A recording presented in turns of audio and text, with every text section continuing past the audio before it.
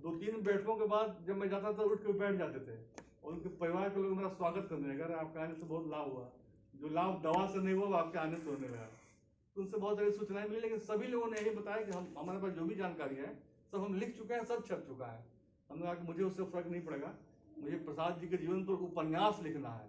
तो उनकी हर भावना का, उनके हर व्यवहार का, उनके हर जो सलूक हैं सबका हमको इमेज चाहिए, उनका सब शेड्स चाहिए। तो इस तरह से मैंने अपने हिसाब से काम किया और इसमें करीब 20 साल का समय लगा है। हमने 2001 में काम शुरू किया था और 10 से 12 के बीच में नवनीत पत्रिका में पूरा उपन्यास छप गया। इसके बावजूद मैंने बहुत सारा समय लिया इसको जोड़ घटाव करने में। बहुत सारे प्रसंग मुझे बाद में मालूम चलते रहे, जैसे महावीर प्रसाद द्विवेदी का यहाँ अभिनंदन हुआ था, उसमें काफी कुछ यहाँ पर षड्यंत्र वगैरह हुए थे, ये सब सूचनाएं मुझे बाद में मिली। पंडित मदन मोहन मालवीय ने अभिनंदन पत्र पढ़ा था, ऐसा सूचना मुझे मिली, वो अभिनंदन पत्र मुझे मिला। तो सब चीज़ों को फिर बाद में मैंने इसमें इनकॉर्पोरेट करने के लिए बहुत सारा समय लिया। हालांकि हमारे प्रकाशक बहुत जल्दी में थे, तो जल्दी दीजिए, हम जल्दी कभी नहीं दे सकते हैं, जब हम फाइनल करेंगे तभी देंगे। किताब इस तरह से तैयार हुई और 2021 में छपी है। प्रेमचंद जी के साथ उनकी तस्वीर है बेनिया मैदान में, उस तस्वीर को किसने लिया था, कुछ ऐसा है? वो तस्वीर जो है सीताराम चतुर्वेदी जी के आंगन की तस्वीर है, बेनिया बाग के जस्ट बगल का। अच्छा। वहीं पर हमने जब पता करना शुरू किया तो जो प्रेमचंद जी प्रसाद जी का जो संबंध था, श्यामा का घर वहीं हमको मिला। अच्छा। सीताराम चतुर्वेदी जो लगे धर्मशील जी से हमने पता किया, पहले उनको पता नहीं था, लेकिन पता करते करते 2-3 साल में मालूम चला कि श्यामा वहीं किराए पर रहती थी। उसके किराएदारी के कागज खोजने के लिए इलाहाबाद में एक श्रीवास्तव जी से उनका मकान था, वो तो हम लोग खोजा तो वो फोटो जो है वो सीताराम चतुर्वेदी जी के आंगन का है। हरिवंश राय बच्चन जी ने लिया था वो फोटो ना? ये क्लियर नहीं हुआ, ये कहीं मैंने पढ़ा था, लेकिन उसमें आंगन का बॉर्डर दिखाई पड़ता है। अच्छा। धनसिंह जी क्लियर नहीं थे, नहीं उसमें हरिवंश राय बच्चन यहाँ पे मेरे ख्याल से नहीं थे। वो एजुकेशन फैकल्टी के अपने टीचर ट्रेनिंग कॉलेज के स्टूडेंट थे बच्चन जी। हालांकि फोटो जिस समय का है वो उस समय का तालमेल नहीं मिल रहा है। अच्छा। तो कुछ लोग आप बात कर सकते हैं। मैंने सोचा था कि मैं अलग से पूछूंगा, क्योंकि आपका भी जो कार्य क्षेत्र है वो अभी जो अगला उपन्यास मेरा है वो भारतेंदु हरिश्चंद्र के मानसिक संघर्ष पर है। प्रसाद जी पर लिखने के समय चुनौती थी कि प्रसाद जी पर लिखा नहीं गया था, और भारतेंदु पर लिखते समय ये चुनौती उन पर बहुत लिखा गया था। भारतेंदु के निधन के कुछ ही साल के बाद उनके जो वगैरह भाई थे राधाचंद्र दास जी ने उन्होंने एक जीवनी लिख दी थी। उसके बाद एक बहुत डिटेल जो उनकी जीवन कथा है वो बिहार के एक लेखक थे शिवनंदन साहब, उन्होंने बहुत तैयारी के साथ डिटेल लिखा है, और भी बहुत सारी किताबें उनके जीवन पर।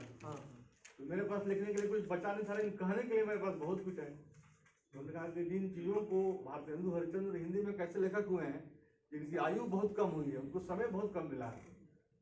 34 साल 11 महीना 13-14 दिन उनकी आयु हुई है, बची। अब 150 से ज़्यादा किताबें उनकी शेयर किया उन्होंने तो। लेकिन मैंने ये खोजा कि बहुत सारी चीज़ें वो कह नहीं सके, जगह जगह छलक के बातें आई हैं, जगह जगह उनका दर्द, उनकी व्यथा छलकी, तो मुझे लगा कि उसको हमको डेवलप करना चाहिए, और उन चीज़ों का संदर्भ खोज के हम एक तार्किक तरीके से यहाँ तक एक निष्पत्ति पर पहुँचे, तो एक औपन्यासिक विन्यास का आकार दिया। बहुत ही बढ़िया। आप पेशे से, जैसे आपने बताया कि आप पत्रकार थे। मैं पत्रकार हूँ और हमेशा रहूँगा।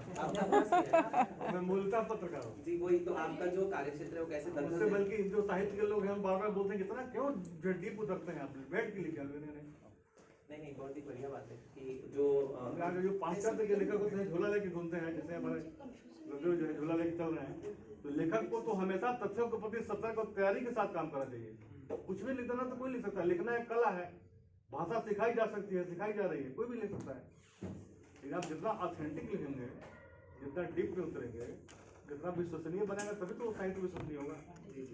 आखिर कुछ तो बात है कि हमारे यहाँ इतना लिखा जा रहा है, दुनिया का ध्यान बहुत कम जा रहा है, नोबेल आपके यहाँ नहीं आ रहा है, कुछ तो बात हुई।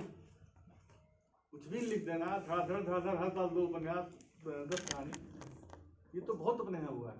हमारे एक मित्र हैं फेसबुक में, वो बिहार में सूचना डाले कि 110वीं किताब, 110 एक ही किताब को कई बार छाप करके बना दी।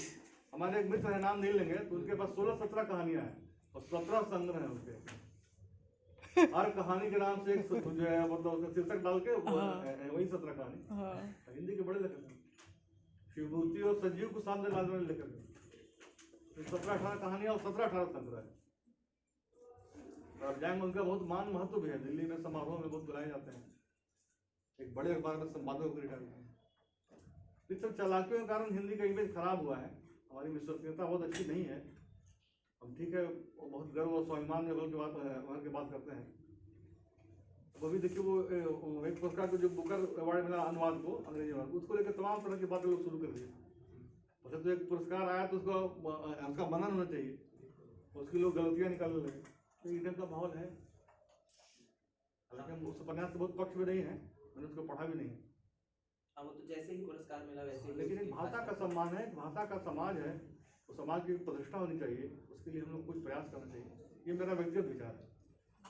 अच्छा, हमारे बीच ना शुभम जी कुछ कंफ्यूजन हो गया था। इंजीनियर राजेश्वर सिंह जी हैं, आप भी इंजीनियर हैं, आप भी हैं, तो आपने